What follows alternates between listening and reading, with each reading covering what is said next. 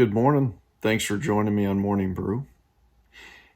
You know, often things happen in my life and I feel like I feel like Martha when Lazarus had died and asking God why? Why is this happening now? Or why didn't this happen sooner? Or it's always after whatever it is that I'm questioning is past, that I see that it was God's timing and that was his perfect timing in my life. And at any other moment, it wouldn't have worked out. And this came to mind is when I'm reading John 11:25, and Jesus says to Martha, and actually I'm going to back up to verse 21. Is Martha, so Lazarus was ill and he's passed away, and Jesus shows up and says, Lord, Martha said to Jesus, if you had been here, my brother would not have died. But I know that even now God will give you whatever you ask. It's this like doubt assurance that I think we all have. It's like, God, why didn't you do this? But I know you're God and you can bring me through, or that you can work it out. It's this like conflict, within ourselves. And the same thing Martha's having. Martha says, I know he'll rise again. And Jesus says, your brother will rise again. And Martha says, well, I know he'll rise again in the resurrection at the last day. Martha's so caught up in the emotion and the circumstances, she's forgetting that who Jesus really is and his promise. And Jesus says to her, is I am the resurrection and the life. This is verse 25. The one who believes in me will live, even though they die. And whoever lives by believing me will never die. Do you believe this? I find that when we put our faith in Jesus, and we really buckle down and trust God with our life, we end up dying to ourselves. We end up giving up ourselves because we put aside our selfish ambition and our personal desires for what truly is God. And I read the scripture, it says this verse 25 says, the one who believes in me will live even though they die. The fact that when I put all my trust in Jesus, when I put all my faith in God, I'm putting aside my selfish desires. I'm putting aside my ambitions. I'm putting aside these insignificant things that I feel I need in order for me to survive. I die to myself. When we really buckle down and we really put our heart in the hands of God, in the hand of God, we have to die to ourselves because we have to give up what we think is right, what we think is timely, and what we think is best. And Jesus goes on and says, whoever lives by believing in me will never die. And he says to Martha, do you believe this? Of course, she says, well, yes, Lord, she replies, I believe you are the Messiah, the Son of God, who has come into the world. But it's like she's saying yes, but still isn't 100% all in. In John 14, verse 13, it says, I will do whatever you ask in my name, so that the Father may be glorified in the Son. You may ask me for anything in my name, and I will do it. The same principle that when we come to God, when we come asking, what is the motive of our request? You see, I was in my studies, I'm back in school again, and this article I read that I'm reading, this book I'm reading, one of the things they talk about is that we really have to understand what the Bible is about. The Bible is about God and who God is. The Bible isn't meant to be how can I satisfy Scott and make him feel good? The Bible is about this is God and this is who God is, and this is God's plan for me, not my plan for me. You see, Martha had her plan. She had her desires. She had her dreams, and they all fell apart. But you see, Martha's dreams, I don't believe, were in line with what with what God's heart was.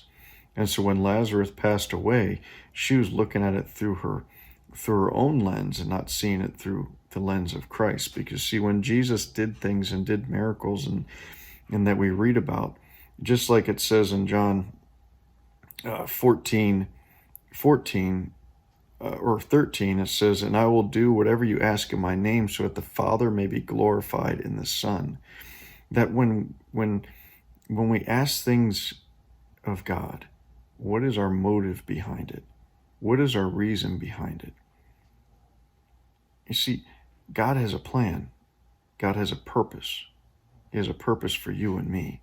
But God is also careful and wise and enough to know that our selfish ambition, our selfishness and greed and desire for what pleases us can't be wrapped up in what we're asking. Does that make sense? It comes down to, I look at in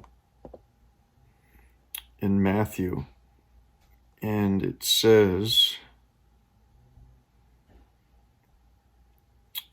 where is it? Sorry. It says this. It says, because of your unbelief, it's Matthew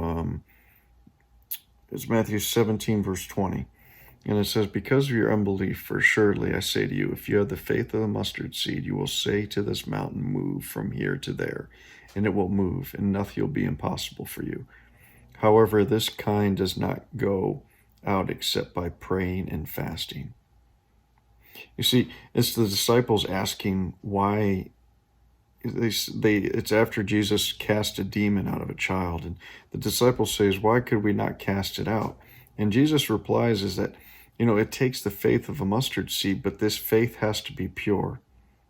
In order for God to move, our motives and our intentions when we come and ask him have to be pure. God's without sin.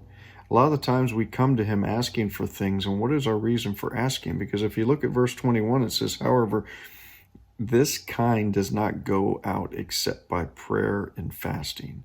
So even this small, minute example of faith, this faith of a mustard seed, yes, it can move a mountain, but the movement of the mountain has to be with a godly intention. It says, however, this does not go out except by prayer and fasting. The intention is pure. The intention is God-centered.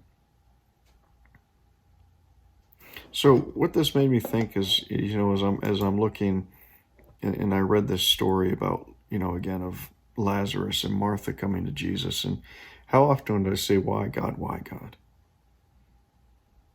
And it brings me back to when I go through my day seeking God's guidance, I need to seek it with a godly intention. Is what I'm asking for, is it selfish? Is it because of a selfish desire? Is it because what makes me feel good? Is it because what pleases me? Is it what's best?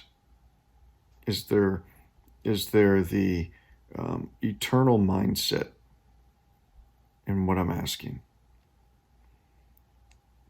And it comes down to, again in Matthew,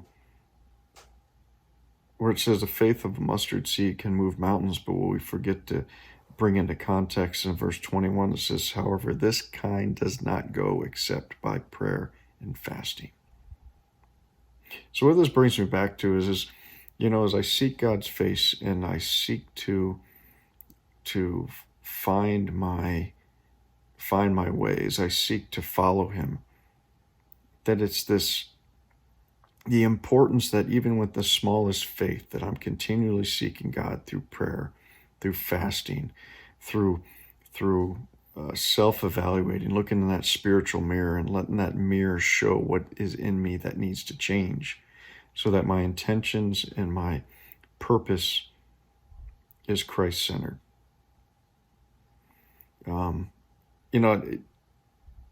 It's a pretty humbling, deep word that the Lord was speaking to me when I read this verse, but it's something that we really have to ask ourselves. We really have to ask yourself. And it's the question that Jesus asked Martha. Do you believe this? Do you believe that he is the resurrection and the life? The one who believes in me will live even though they die. Do you believe this? Are you willing to let yourself die for the purpose of Christ, for the eternal mission, not the personal mission? Again, it was John 11:25. It's the story of Lazarus. I also referred John 14, verse 12 and 13, and then also Matthew 17, verse 20. So 3 scriptures for you to chew on this week and to check out. Grab a coffee, grab a donut, grab something, and just kind of chew on these scriptures and see how God speaks to you. Thanks for joining. God bless. Have a good weekend.